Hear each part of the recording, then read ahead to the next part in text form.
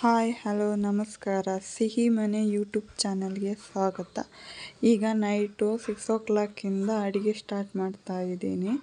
ಈಗ ಒಂದು ಸ್ವಲ್ಪ ಪಾತ್ರೆ ಬಿದ್ದವೆ ಮಧ್ಯಾಹ್ನ, ಅದನ್ನು ತೊಳೆದು ಕ್ಲೀನ್ ಮಾಡಿ ಅಡುಗೆ ಸ್ಟಾರ್ಟ್ ಮಾಡಬೇಕು.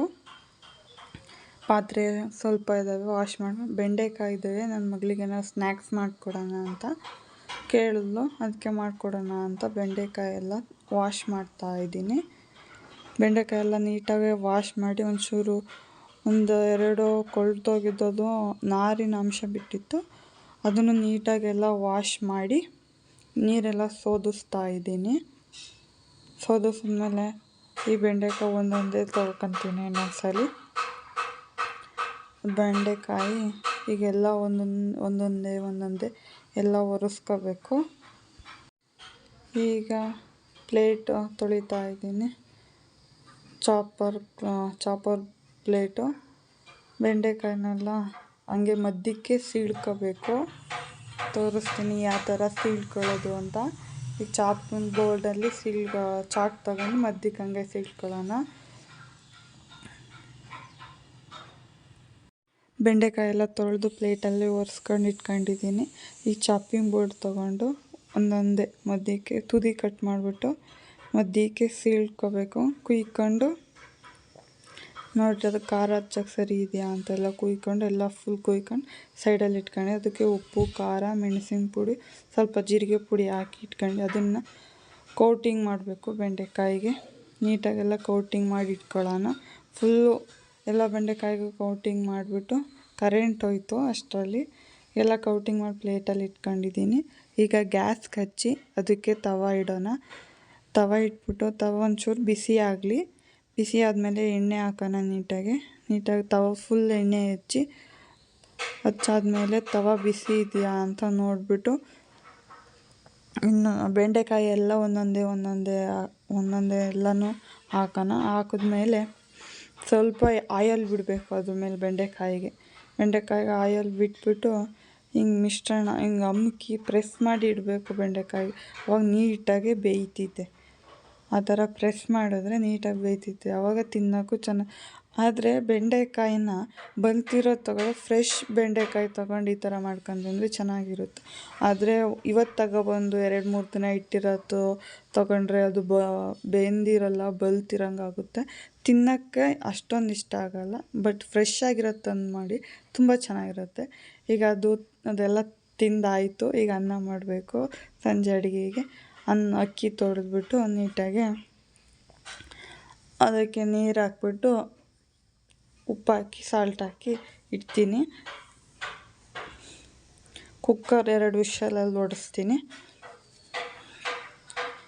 ಇಲ್ಲೊಂದು ಸ್ವಲ್ಪ ಸೌಂಡ್ ಆಗ್ತೈತೆ. ಇಲ್ಲಿ ಕಿಟಕಿ ಮಾಡ್ತಿದ್ದಾರೆ, ನಾನು ಅಲ್ಲೇ ವಾಯ್ಸ್ ಓವರ್ ಕೊಡ್ತಾಯಿದ್ದೀನಿ. ಏನಾರ ಶಬ್ದ ಆಗಿದೆ ಪ್ಲೀಸ್ ಕ್ಷಮಿಸಿ ನನ್ನ. ಈಗ ಗ್ಯಾಸ್ ಹಚ್ಚಿ ಕುಕ್ಕರ್ ಇಟ್ಟೆ.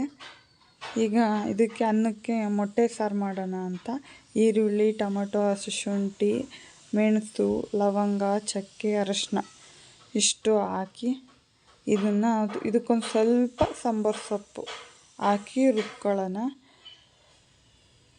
ರುಬ್ಕೊಂಡ್ಮೇಲೆ ನೋಡಿ ಈ ಥರ ಈ ಕಡೆ ಸೈಡಲ್ಲಿ ಇದೆಯಲ್ಲ ಟೊಮೊಟೊ, ಈರುಳ್ಳಿ ಅದೊಂದು ಸ್ಕಿಪ್ ಆಗಿಬಿಟ್ಟಿದೆ. ಆಮೇಲೆ ಟೊಮೊಟೊ, ಕಾಯಿ ಇದೊಂದು ಗ್ರೈಂಡ್ ಮಾಡ್ಕೋಬೇಕು. ಎಣ್ಣೆ ಇದು ಮಿಕ್ಸಿಗೆ ಹಾಕ್ಕೊಂಡು ರುಬ್ಕೊಬೇಕು. ಈಗ ನಮ್ಮ ಮನೆಯವ್ರು ಬಂದು ಟೀ ಕೊಡು ಅಂತ ಕೇಳ್ತಾರೆ. ಆಗಲೇ ಟೀ ಇಟ್ಟಿರಲಿಲ್ವಲ್ಲ, ಈಗ ಟೀ ಕೊಡು ಅಂತ ಕೇಳ್ತಾರೆ. ಆಮೇಲೆ ಇದನ್ನು ಆ ಕಡೆ ಸೈಡಲ್ಲಿ ಇಟ್ಬಿಟ್ಟು ಈಗ ಟೀ ಇಡಬೇಕು. ಟೀ ಇಡ್ತೀನಿ ನೋಡಿ. ಹಂಗೆ ಗ್ಯಾಸ್ ಹಚ್ಬಿಟ್ಟು ಟೀ ಇಡ್ತೀನಿ. ಇವಾಗ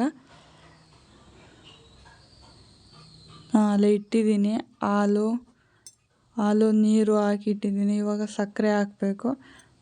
ಸಕ್ಕರೆ, ಟೀ ಪುಡಿ ಹಾಕಿ ಮಳ್ಳಿಸ್ಬಿಟ್ಟು ಕಾಯಿಸ್ಕೊಡ್ಬೇಕು. ನಾನು, ನಮ್ಮ ಮನೆಯವರು, ನನ್ನ ಮಕ್ಕಳು ಎಲ್ಲ ಕುಡಿದು ತಿಂದ್ವಲ್ಲ. ಬೆಂಡೆಕಾಯಿ ರೋಸ್ಟು ಚೆನ್ನಾಗಿತ್ತು, ತುಂಬ ಟೇಸ್ಟಿಯಾಗಿತ್ತು. ನೀವು ಮನೇಲಿ ಒಂದ್ಸತಿ ಟ್ರೈ ಮಾಡಿ ಹೆಂಗೆ ಬಂತು ಅಂತ ಹೇಳಿ.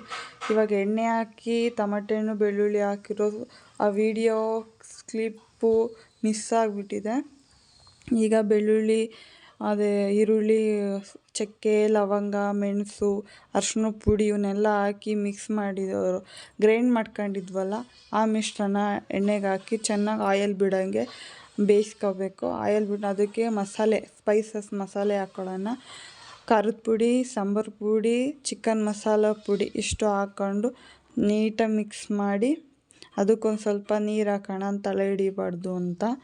ನೀರು ಹಾಕಿ ನೀಟಾಗಿ ಮಿಕ್ಸ್ ಮಾಡಿ ಪ್ಲೇಟ್ ಮುಚ್ಚೋಣ. ಪ್ಲೇಟ್ ಮುಚ್ಬಿಟ್ಟು ಒಂದು ಸ್ವಲ್ಪ ಹೊತ್ತು ಬೇಯಕ್ಕೆ ಬಿಡೋಣ. ಬೆಂದಾದ್ಮೇಲೆ ತೆಗೆದ್ಬಿಟ್ಟು ಈಗ ಅದನ್ನು ಮಸಾಲೆನೇ ಎಲ್ಲ ಸರಿ ಇದೆಯಾ ಅಂತ, ಎಣ್ಣೆ ಎಲ್ಲ ಬಿಟ್ಟಿದೆಯಾ ಅಂತ ಎಲ್ಲ ರೌಂಡಲ್ಲಿರೋವೆಲ್ಲ ಸೈಡಲ್ಲಿ ಹಾಕೋಣ. ಈಗ ಆದಮೇಲೆ ಕಾಯಿ ಟಮಟೆ ಹಣ್ಣು ಅದನ್ನು ಮಿಕ್ಸ್ ಮಾಡ್ಕೊಂಡಿದ್ವಲ್ಲ ಅದನ್ನು ನೀರು ಹಾಕಿ ರುಬ್ಕೊಂಡಿದ್ದೀವಿ. ಅದನ್ನು ಈಗ ಅದಕ್ಕೆ ಹಾಕಿ ಮಿಕ್ಸ್ ಮಾಡ್ತಾಯಿದ್ದೀವಿ. ಮಿಕ್ಸ್ ಮಾಡಿದ್ಮೇಲೆ ನೀರು ಹಾಕಿ ಇನ್ನೊಂದು ಸ್ವಲ್ಪ ನೀರು ಹಾಕಿ ಗಟ್ಟಿ ಇರುತ್ತಲ್ಲ ನೀರು ಹಾಕಿ ಅದನ್ನು ಕುದಿಯೋಕ್ಕೆ ಬಿಡೋಣ. ಕುದ್ದಾದ್ಮೇಲೆ ಒಂದು ಸ್ವಲ್ಪ ಪ್ಲೇಟ್ ಮುಚ್ಚೋಣ. ಕಾಯಿದ್ದು ಟೊಮೆಟೊ ಅದು ಒಂದು ಸ್ವಲ್ಪ ಎಣ್ಣೆ ಬಿಡಲಿ, ಚೆನ್ನಾಗಿರುತ್ತೆ ಟೇಸ್ಟು ಅಂತ.